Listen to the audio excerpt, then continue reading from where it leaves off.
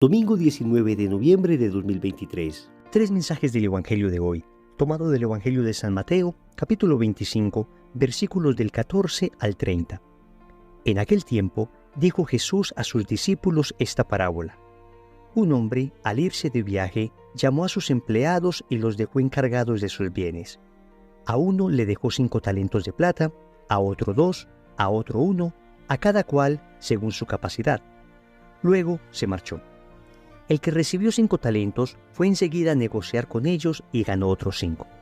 El que recibió 2 hizo lo mismo y ganó otros 2. En cambio, el que recibió 1 hizo un hoyo en la tierra y escondió el dinero de su señor. Al cabo de mucho tiempo, volvió el señor de aquellos empleados y se puso a ajustar cuentas con ellos. Se acercó el que había recibido 5 talentos y le presentó otros 5 diciendo: Señor, 5 talentos me dejaste. Mira, he ganado otros 5. Su señor le dijo: Muy bien, eres un empleado fiel y cumplidor. Como has sido fiel en lo poco, te daré un cargo importante. Pasa al banquete de tu señor. Se acercó luego el que había recibido 2 talentos y dijo: Señor, 2 talentos me dejaste. Mira, he ganado otros 2. Su señor le dijo: Muy bien, eres un empleado fiel y cumplidor. Como has sido fiel en lo poco, te daré un cargo importante. Pasa al banquete de tu señor. Finalmente se acercó el que había recibido un talento y dijo: Señor, sabía que eres exigente, que ciegas donde no siembras y recoges donde no esparces. Tuve miedo y fui a esconder tu talento bajo tierra.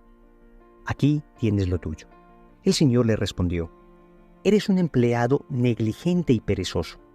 ¿Con que sabías que ciego donde no siembro y recojo donde no esparzo? Pues debías haber puesto mi dinero en el banco, para que al volver yo pudiera recoger lo mío con los intereses. Quitadle el talento y dádselo al que tiene 10, porque al que tiene se le dará y le sobrará, pero al que no tiene se le quitará hasta lo que tiene.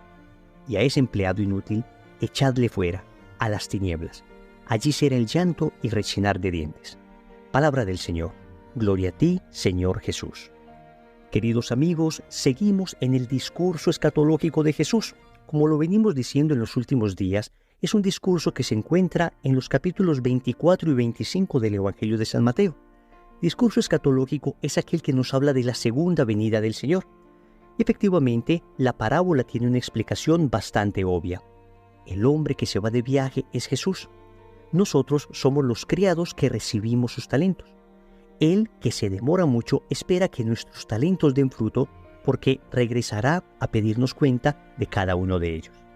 Vamos entonces a reflexionar 3 mensajes en torno a este Evangelio.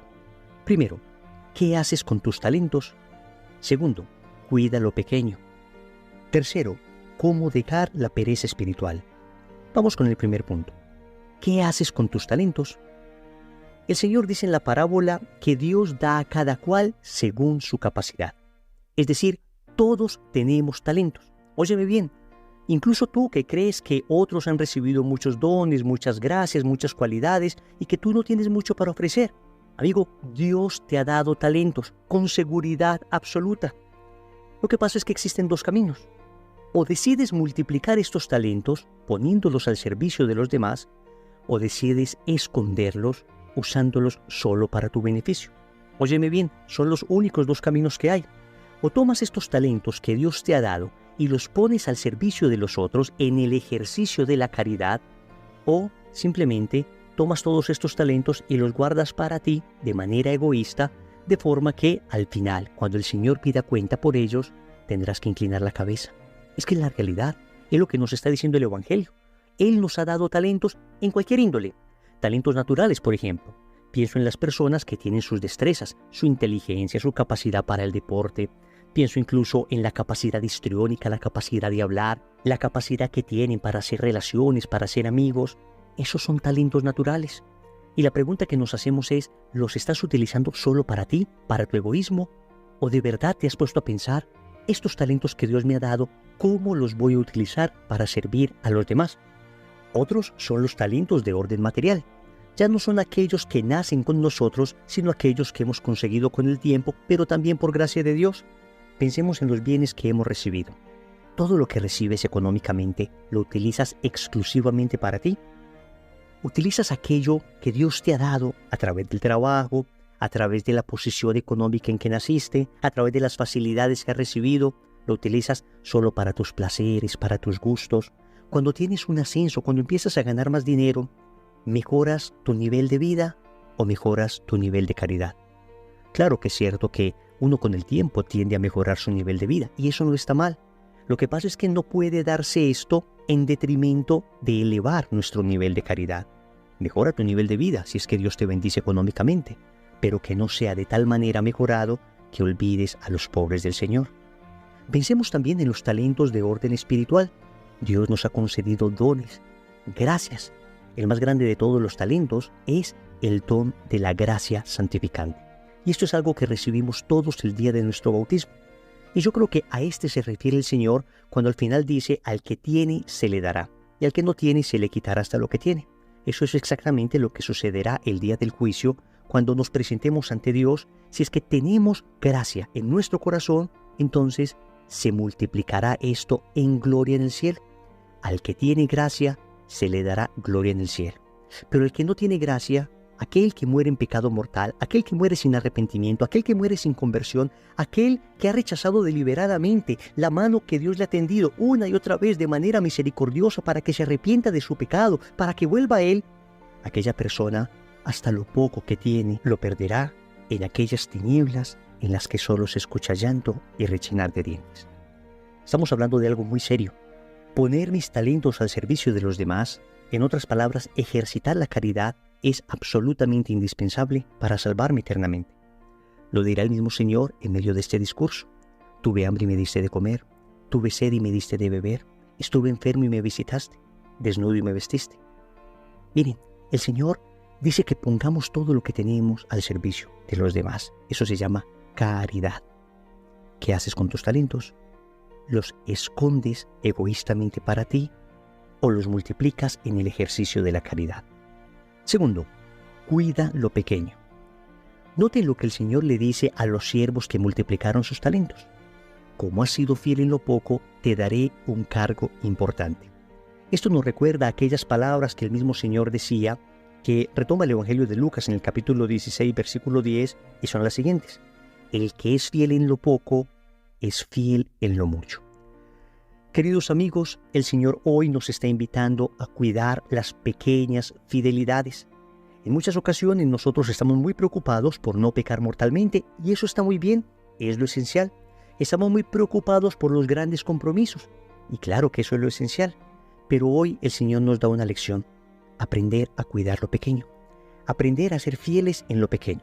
Fieles en la vida espiritual, por ejemplo, en la oración. Algunas veces nosotros decimos: estoy muy cansado, hoy no voy a rezar el Santo Rosario. Estoy muy cansado, dirá el sacerdote, hoy no voy a hacer la liturgia de las horas. O tal vez aquellos compromisos de ayunar, aquellos compromisos de asistir al grupo de oración, aquellos compromisos de mortificarnos que habíamos hecho con tanta firmeza, pues de repente empiezo a sacar 1000 excusas para ir faltando a ellos. Total, si falto a esto no peco. Empiezo a descuidar lo pequeño. Empiezo a descuidar los detalles y termino cayendo en lo grande, desafortunadamente. Al revés, si soy fiel en estos pequeños detalles, en cambio, el Señor me bendecirá con una fidelidad en lo grande. Pensemos en la fidelidad, por ejemplo, en tu vida familiar.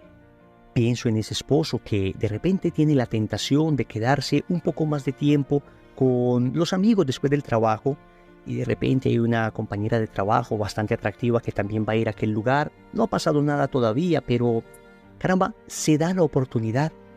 ¿Y cuántas veces por no cuidar esos pequeños detalles, esas pequeñas tentaciones, terminamos cayendo en graves pecados?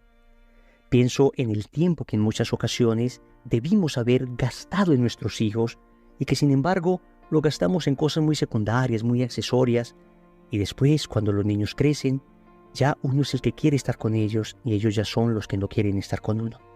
Fidelidad en la vida del hogar. Pienso en la fidelidad en tu vida laboral, en tu vida académica. Son las pequeñas fidelidades, el día a día. Esas pequeñas expresiones de fidelidad que Dios nos pide en cada momento, las que van consolidando una fidelidad para las cosas grandes. Amigo, cuida lo pequeño. Presta atención a tu vida y date cuenta de que esos detalles te van preparando para las grandes fidelidades. Tercero, cómo dejar la pereza espiritual. Notemos las fuertes palabras que el Señor dice a este criado que escondió sus talentos. Eres un empleado negligente y perezoso. Porque la inmensa mayoría de veces nosotros no ejercitamos la caridad, no ponemos al servicio de los demás nuestros talentos, no permanecemos fieles en las cosas pequeñas por pereza. No en vano, la pereza es un pecado capital. Y recordemos que los pecados capitales son aquellos que son como raíces de otros pecados.